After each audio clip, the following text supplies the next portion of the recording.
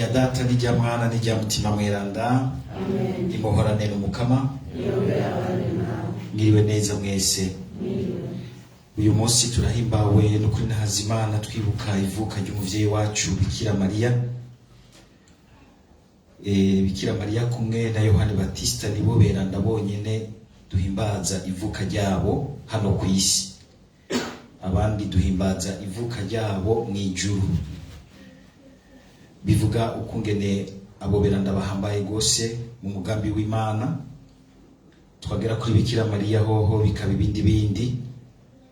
Uyu munsi turasenga rero umukama tumuninahaza kubona yaratugabiye uwo muvyeyi, ariko kandi kubw'ivuka ry'uwo muvyeyi duhereza amavuko yacu.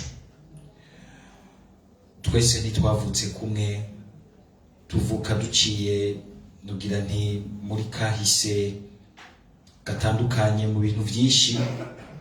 Bimwe bigashobora kudufasha, ibintu ugasanga twahakuye ibikomere bidasanzwe by'ubuzima bikidukurikirana.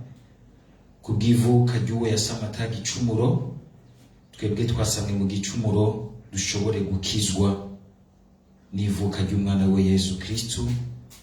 Muri iryo twese twararonse ubukiriro bw'amavuko yacu. Tubanze dusabe ikigongo aho hose bidushikira, tugapfisha ubusa ubuzima bwacu imbere y'Imana, kandi mu kuvuka hano ku isi yatuzanye ifise umugambi. Aho hose twigenjeje ku gihushane c'ishaka ry'Imana, ku gihushane c'umugambi w'Imana, tubanze duce bugufi dusaba imbabazi.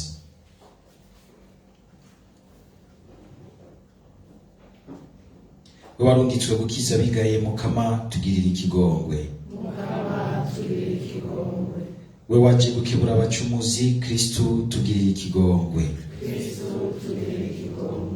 We wicaye iburyo bwa data ngo tubere mu ngoro, mukama tugirira ikigongwe. Imana rugira vyose nitugirira ikigongwe, maze niyamara kuturekurira ibicumuro vyacu vyose iduha ubuzima bw'amahoro. Imana ninahazwe mw'ijuru, ku isi naho haza amahoro, ku bantu Imana ikunda bakayikundira. Turaguhaya, turakuyaga, turagusenga, turakuninahaza, turakengurutsa inganji yawe y'agahebuza. Wowe mukama Mana mwami w'ijuru, Mana data rugira vyose, mukama Mana w'ikirege Yesu Kristo, mukama Mana mwagazi w'Imana, Mwana wa data. Wowe ukura abantu ibicumuro tugirire ikigongwe. Wowe ukura abantu ibicumuro turagutakambiye utwumvirize. Wewe wicaye iburyo bwa data tugirire ikigongwe, kuko ari wewe Musa mweranda, wewe Musa mukama, wewe Musa rudasumbwa Yesu Kristo, muri kumwe na mutima mweranda, mu buninahazwa bw'Imana data. Amen. Horana umukama. Dusabe. Votorera abasavyi bawe mukama ingabirano yawe, maze nk'uko ubuvyeyi bwa Bikira Mariya bwatubereye intango y'urukiza, abariko umunsi mukuru w'ivuka ryiwe utwongerereza amahoro n'akanyamuneza vy'ijuru. Tubigusabishije Yesu Kristo umwana wa kabana mukama wacu, Imana musange ubuzima n'ingoma hamwe na mutima mweranda ubu no mu myaka yose. Amen.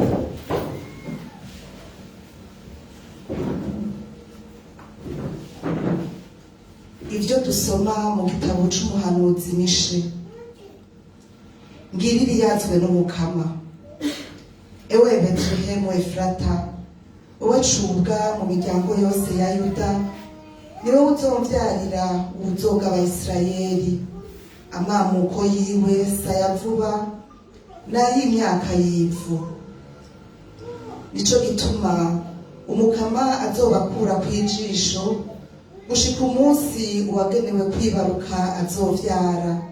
Niho rero abandi bavandimwe basigaye bazogaruka mu muryango wa bene Isirayeli.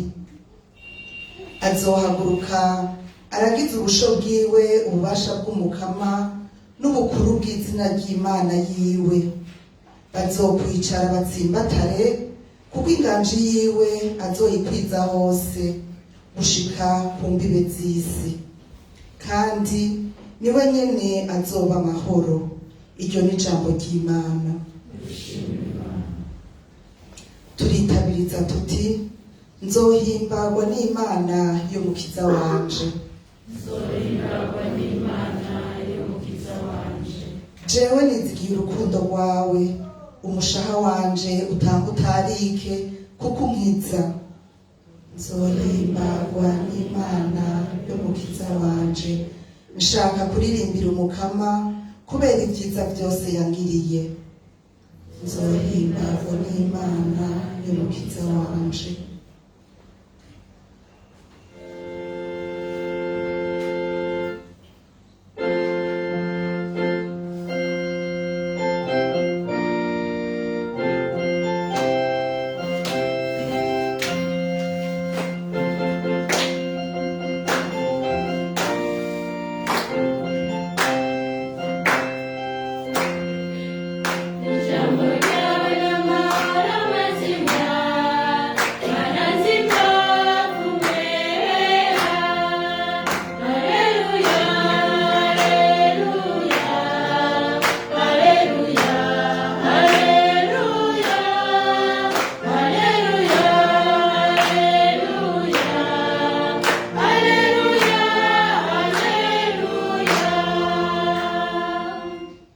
Urahiriwe Bikira Mariya, kandi uraberewe gushemezwa rwose, kuko izuba ry'ubutungane ryaserutse riva kuri wewe, ari ryo Kristu Imana yacu.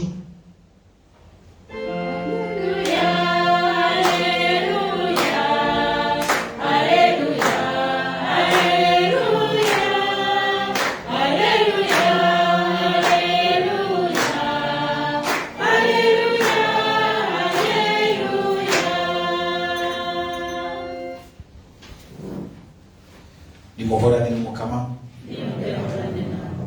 Inkuru nziza ya Yezu Kristu nk'uko twayandikiwe na Matayo mweranda.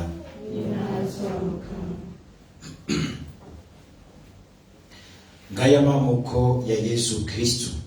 Mariya nyina wiwe yari yasabwe na Yosefu, ariko imbere yuko babana yari yasamye inda ku bwa mutima mweranda.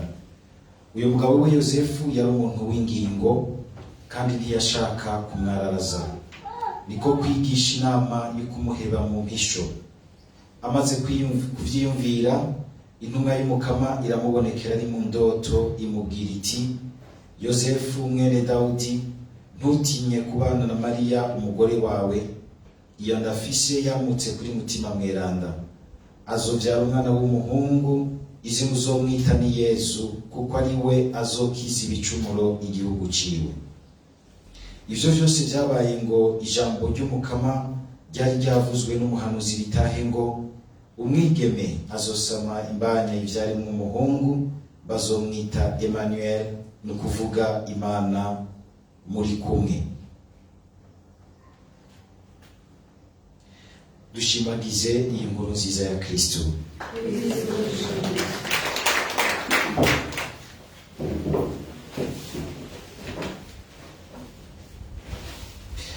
Nkuko dukunze kubizirikana iyo turiko turahimbaza umuvyeyi wacu Bikira Mariya, dukengurukira umukama, imisi mikuru yose ya Bikira Mariya, amateka yiwe yose ahambaye, twama tuyatangariramo igikorwa c'umukama.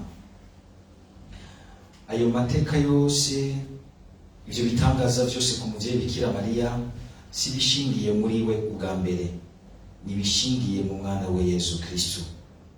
Kumwe umwanditsi yigeze kuvuga ati: ubu ninahazwa n'amateka yose ya Bikira Mariya, bimeze nka kujya k'umuco w'ukwezi. Maze kubona ingene mw'ijoro ukwezi kubonesha ukaryoha kubona. Tugire Kristo. Ngo murakunze kwihweza ibiri hafi yanyu. Hari abantu bagenda baciye bugufi bamabunamye, unamuka gatonyura bihariye mw'ijuru rabinyenyeri, uraba ukwezi. Kabona ingene ukwezi kwa kaka, ariko buryo ugiye kuraba abahinga baravuga yuko ukwezi ntigufise umuco wako uva kuriko, utanga umuco ukura hehe? Kw'izuba. izuba ry'ubutungane Yesu Kristo nk'uko tuzi Marakiya amwita, niwe yahavuye acika iteka ryose rya Bikira Mariya. Iyo rero turiko turahimbaza amateka y'umuvyeyi wacu Bikira Mariya kuva hariya mwivuka ryiwe, tuba turiko turatangarira igikorwa c'umukama, n'uburyo bundi bwo kwakira igikorwa c'umukama mu buzima bwacu.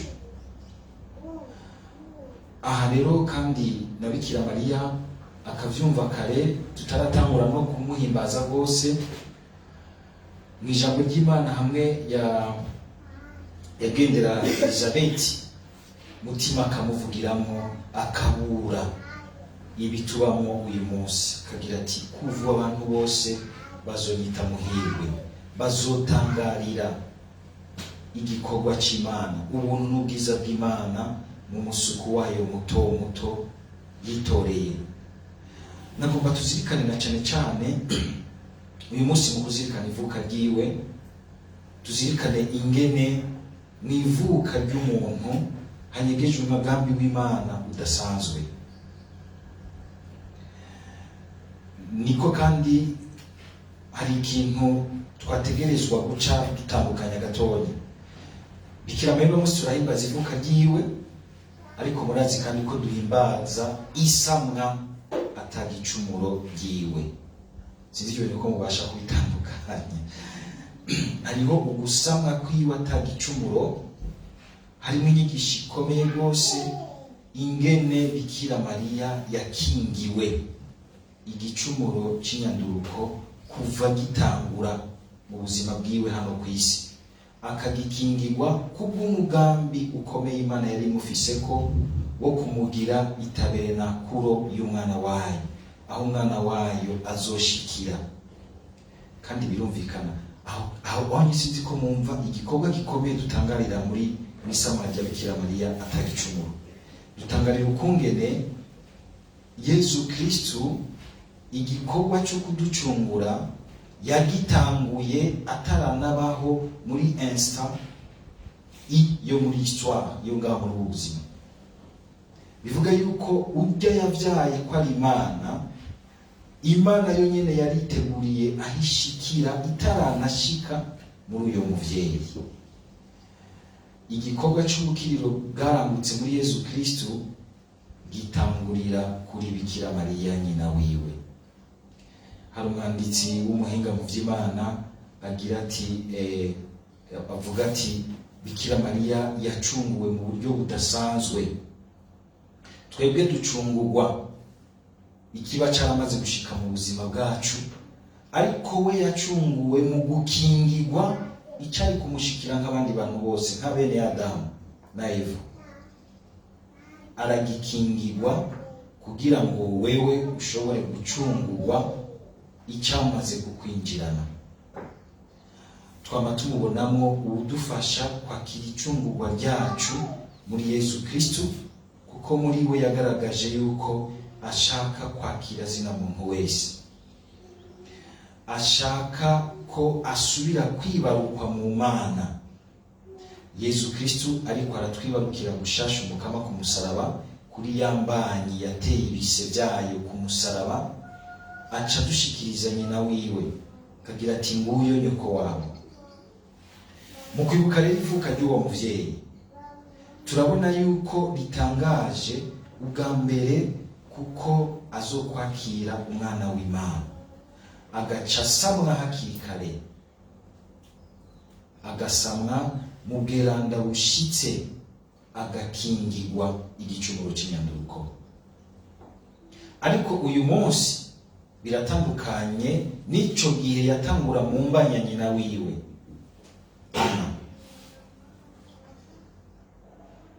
Biratandukanye kuko aha turiko turahimbaza rero uko kuntu mu kuva mu mbanya nyina wiwe akaza muri ubuzima kavuka, kujya twese dutwagwa amezi 9 mu mbanya y'umuvyeyi, buhara batayakwije mugabo bagumya abantu.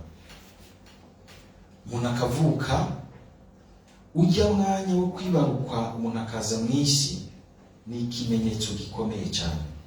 Murazi yuko n'umwana w'Imana yatwawe mu gacerere no mwibanga, ariko umunsi yavuka ijuru n'isi bikaja hamwe, abamarayika bakamanuka ku isi, Imana ikambarizwa ku isi. Uriya munsi na wewe uza mu buzima umenga niko nta Facebook yabivuze, nta WhatsApp yabivuze, naho umenga uko kwija umwaka uza uragerageza kuzibukiriza ugasabiramo n'udukado. Murabona ingene uyu munsi abantu kuri Facebook babwira abandi bati mbe mwibutse ko uno munsi ufise anniversaire, mu buryo kwagira ati uyu munsi mushire imbere, mushire mu myitwarariko yanyu, kandi n'agakado kaziyemo vyoba vyiza. Ugasanga nawe nyene ariko aripfuriza we nyene bon anniversaire, je me souhaite moi-même bon anniversaire, kabadi babikubwira. N'umunsi udasanzwe, n'umunsi hari ingingo idasanzwe y'Imana yashimye gushika muri ubu buzima. Mu guhimbaza ivuka ry'umuvyeyi wacu Bikira Mariya, bitubera akaryo ko gusubira kubona ingene Imana ari Imana nziza, idutegura, igategura inzira y'ubuzima. Mukanya ariko ndazirikana inyigisho papa yaduhaye ejo ijanye n'ibintu bijanye no gushishoza, discernement. Yayitwigisha afatiye ku nyigisho za Ignace w'ibayora, Ignace uyu abajesuite bakomokako. Katubwira ati iyo abatwari tuzi neza yuko mu gushishoza ubuzima, mu bishika mu buzima bwacu no muri bijya bigushikiye utari wabitegekanije, mbere no mu vyago Imana ishobora kukongoreramo ikintu cayo. Kubera iki? Kubera yuko kuvuka ivuka hari ingingo ikomeye iri ku buzima bwawe, ku buryo bw'uko ibishika vyose mu buzima bwawe sibije nk'uko wewe womega n'igitirunguka, ariko ku Mana nta na kimwe kitoronka insiguro, kuko nta na kimwe womega kikubaye ko nk'uko umenga kiraciye mu Imana. Turi kumwe? Atari uvuga yuko umenga ibyago byose n'amabi yose umenga n'Imana igira iti genda mwirekurire kuri uriya muntu harageze ko mumushikira. Narabipanze mu mugambi wanje ko ibyo bintu byamara impari mu bwenge bw'umuntu, ingene Imana ishobora kureka ibyago bikatugwako. Ariko kandi uko Bikira Mariya yavutse, ntavuke umenga avukiye we musa, ariko akavukira umugambi w'Imana. Kumva yuko iteka ryacu ari uko duhindura ubuzima bwacu ingabirano y'ubu buzima. Hari igihe dufata ubuzima bwacu ukamenga turabwigunganye, nk'uko umenga turiho ku bwacu gusa. Oya, nta n'umwe ariho kubwiwe wenyene, niko ariho kubwiwe, ari kukubaho kwiwe kukaryoha, kukagira ubuhigwe igihe umuntu amenye kubaho yumva ko abayeho kandi kubw'abandi, kugira ngo abandi bashobore gushikira ubuhigwe, kubona Imana mu buzima bwabo. Ivuka rya Bikira Mariya turihimbaza kuko turibonamo umugambi Imana yakoze ukomeye wo gutegura ivuka ry'umwana wayo hano ku isi. Imana ikamucako kugira ngo turonke umucunguzi hano ku isi. Ubwo uribaza ko hari ikintu Imana yo gucishako kandi gikomeye c'ubukiro bw'inosi. Tugere Kristo. Uti jewe umuntu bunyore nka jewe yarubahutse atora n'umuntu kwihariya kwijana. Hariya kwijana n'ibiki biriyo vyakatabonetse. Ni ibi rero twumvise mu gisoma ca mbere ngo mbe Efrata, ngo nturi muto mu bindi bisagara bigukikuje, ngo icubwa nico bagombye kuvuga, kantu gusa kanataco kavuze. Mugabo ni wewe Imana izocako kugira ngo izane umukiza w'abantu, inganji yiwe izotuma abantu bose bugururirwa ubwami bw'Imana nzima, bagashobora kuzoba muri Yerusalemu yo mw'ijuru. Tugire Kristo. bya bintu tugira ngo ni ukwicisha bugufi ugasanga uriko wikengera ukutariko. Sinzi uvuga ati kwicisha bugufi burya ni ukwibera mu kibanza cyawe, si ukwihamba hariya munsi y'ikibanza cyawe, kandi si ukwishyira hariya hejuru, kwitera ijeke ngo wishyire hariya hejuru atariho wagenewe. Mugabo kwama wibereye aho Imana igushaka. Mbere no kuduga nturondere guterana udukokora ngo uduge, ukiberaho uko Imana ibigushaka ko ubuzima bwo nyene bukaza burakudugana. Hari nabo mbere bamwe mu kugira ngo badugane bubanza kubakorora, ati bandusubire hariya witegure neza tugere Kristo. Iyi Imana mubonye bakoroye mu buzima kareka mugakoroka, ibigomba kubategura ku kintu gikomeye. Namaze kubona Musa kugira ngo imutegurire igikorwa gikomeye cyo kujabutsa igihugu cyayo, yabanje kumukura mu maraha, mu icopo ciza, mu bintu vyiza byo hari ibwami kwa Farawo, genda muri desert kwitegurirayo guhangana n'ibintu bikomeye biri imbere yawe. Nitwame dufata rero nk'uko umenga Musa iyo afata nk'ico gihe nk'icago gisanzwe, ntiyari kwakira inzira shasha Imana iriko irugururira igihugu cyayo cyose, agatahura yuko nubwo yavutse bigoranye bagahakwa no kumuniga, Imana yari mufise ku mugambi ukomeye. Kumbura uyu munsi ushobora kuba utarabibona, ariko usabe mwivuka ry'umuvyeyi wacu Bikira Mariya, uko ungana naho bungana na Efrata umenga uri icuga, kuriho hariho ubugombe bw'Imana buri kuri wewe, ku bwawe no kubw'umuryango w'abantu bose, kubw'umuryango wa Eklezia. Biduha inyigisho yo kumenya kwitonderanira no kubahana mu buzima, kuko ishobora kuba wibaza ati nka Efrata uyu munsi ashobora gucika, umuntu azana namwo mu minsi iri imbere igitangaza c'ubwami bw'Imana. Ntiwigere wihamba mw'ivu, ntiwigere witera ijeke, wiyakire mu mugambi Imana igufise ko yonyene izira gucira inzira gushikanye muri Yerusalemu nshasha yo mw'ijuru. Amen.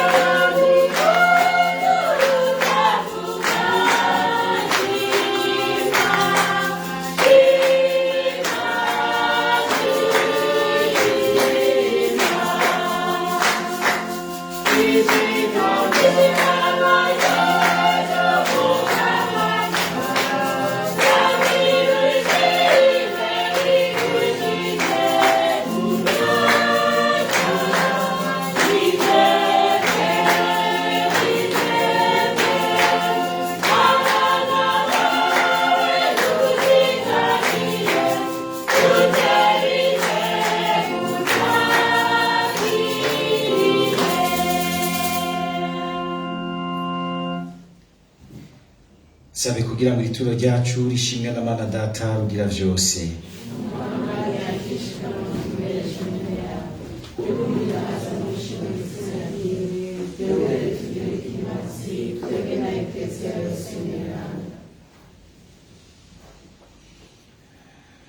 Umwana wawe w'ikinege Mukama naza dutabare, maze nk'uko ivuka ryiwe ritatyoje ubwigeme bw'umuvyeyi wiwe rikabugira riho bweranda aba ariko adukiza ibicumuro vyacu kugira ngo ishikanwa tuguhereje rigushike kunyota. Niwe Mana musangi ubuzima n'ingoma na mutima mweranda ubu no mu myaka yose. Amen. Horana Mukama. Kirurutse umutima. Idushimira Umukama Imana yacu. Birakwiye kandi biratunganye. Niko birakwiye kandi biratunganye ko tukunina haza twawukengurukira iminsi yose na hose. We Mukama muvyeyi mweranda, tukayaguna inahazwa bwawe bwibonekeje mu beranda bose, tukarushirizaho mbere kugushemeza muri uyu mwanya turiko turibuka Bikira Mariya muhimbazwa, twisunze amashemezo yiwe nyene yo kugushimira.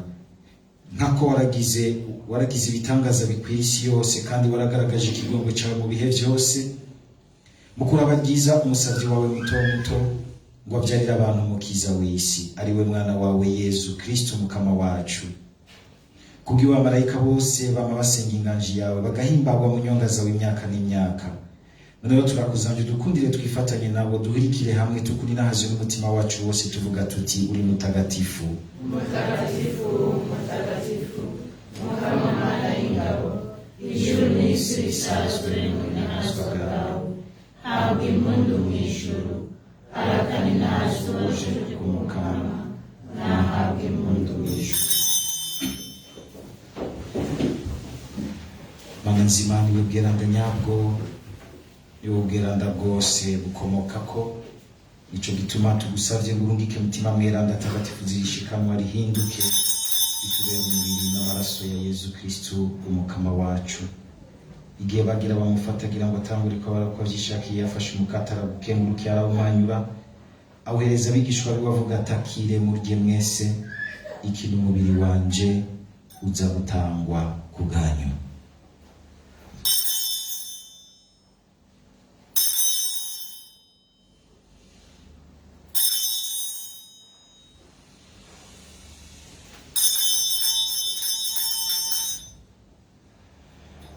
Bamaze gufunguragira kwa kundi afata ikarisi yongera gukenguruka, ayihereza abigishwa biwe avuga ati akire munwe mwese iyi ikarisi y'amaraso yanje, amaraso y'isezerano rishasha kandi rizokwamaho, aza guseswa ku bwanyu no ku bwa benshi abakiza ibicumuro. Ivyo murabigire munyibuka.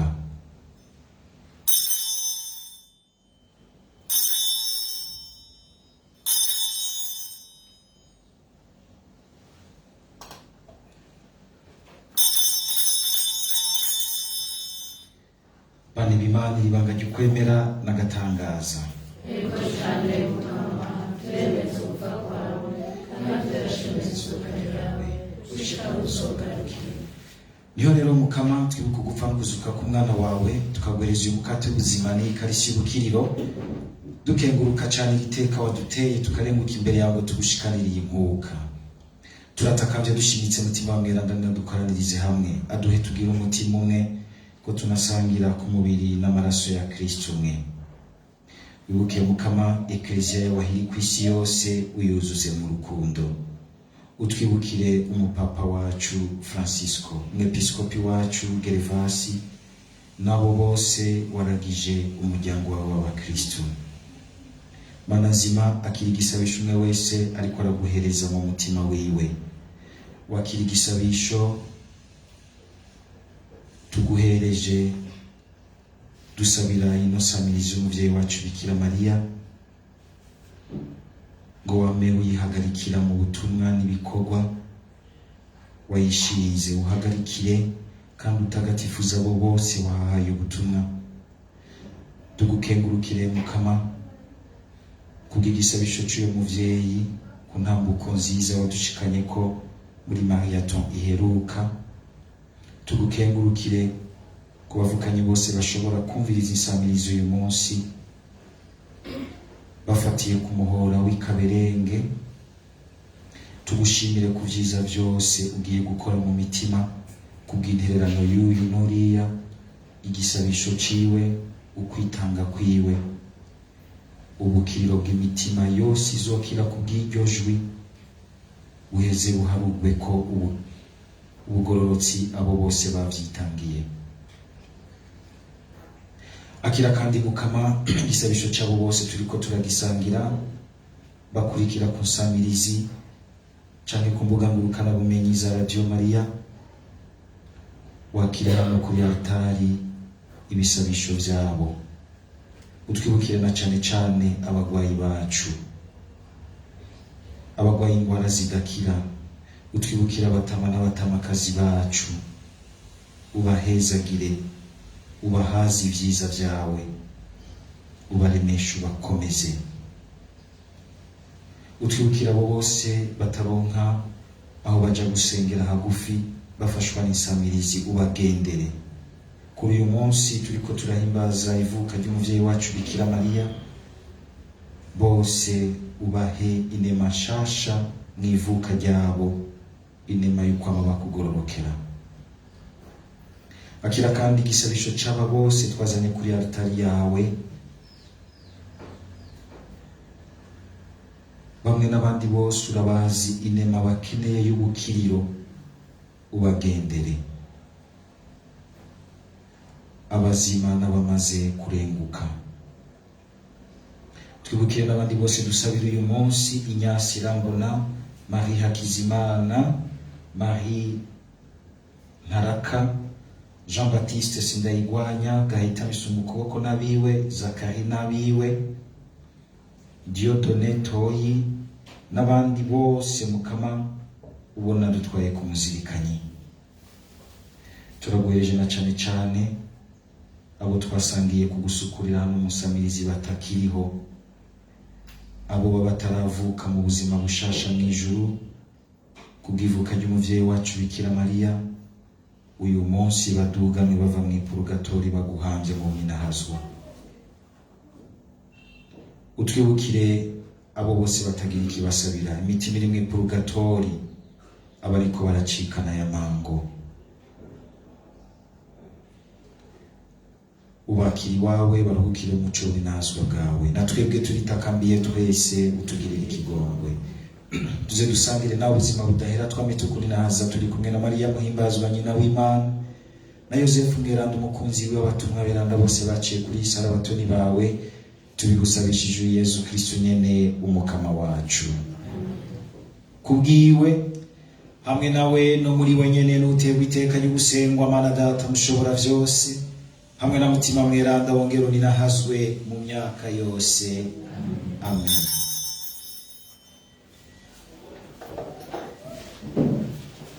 Dawa twese uri mw'ijuru, ubwami bwawe nibukwire hose, ivyo ushaka bigirwe kw'isi nko mw'ijuru. Uduhe ivyo kurya bidukwiye umunsi, uturekurire ibicumuro vyacu nk'uko natwe turekurira abatugiriye nabi, ntudutererane ibitwosha nabi, nyamara dukiza akabi. Mukama turakuzamvye, dukiza akabi kose, dutabaza amahoro muri iyi minsi turimo, tugirire impuhwe udukingire igicumuro, tugendere mu itekane ryawe mu kurindira ubuhigwe bw'ijuru n'ihindukira ry'umucunguzi wacu Yezu Kristo.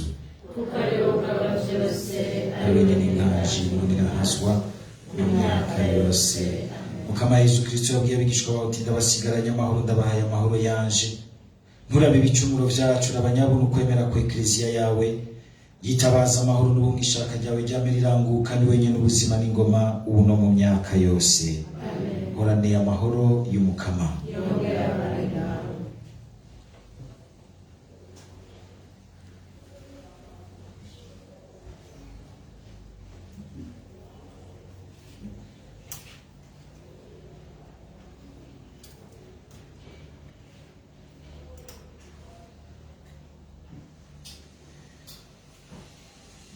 Mwagazi w'Imana wo gukura abantu ibicumuro,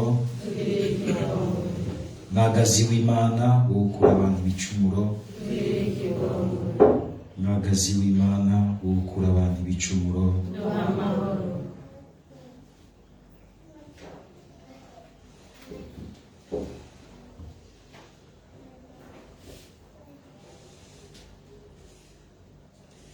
Barahiriwe abatumire b'Imana, nguyu umwagazi w'Imana, nguyu ukura abantu ibicumuro. Mukama ntibikwiye koza umutima wanje, bavuga ijambo na rimwe umutima wanje ushukira.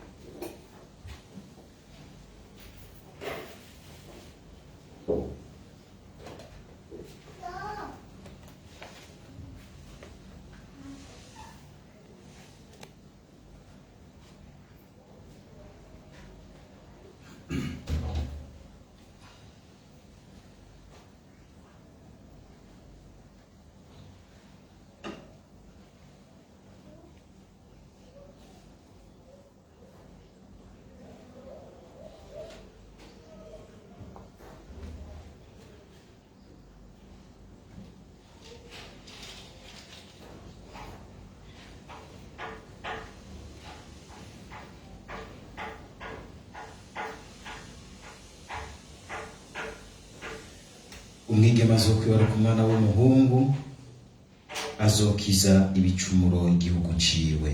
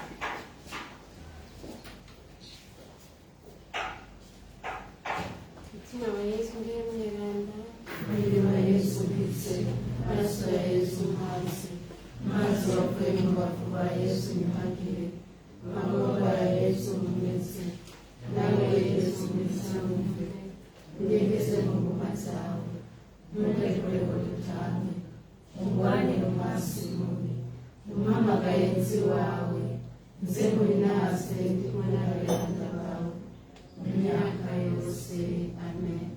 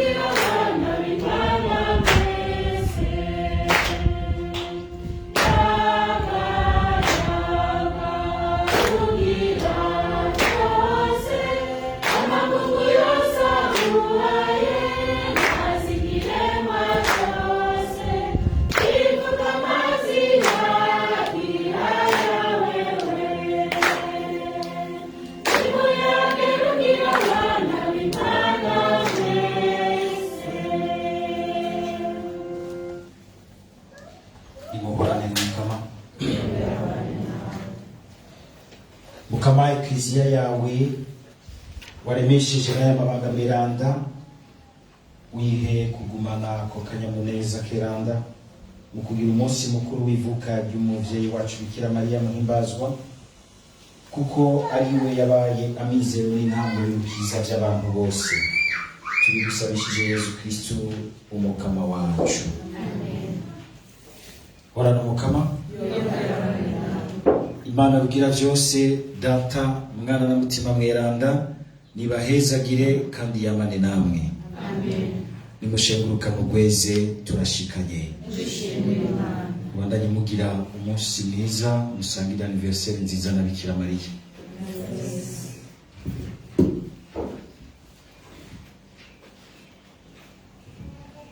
Nezerwa Bikira Mariya, kuko ibuka rya jambo risambirana musambirizi rigashikira isi yagatutse igarukira.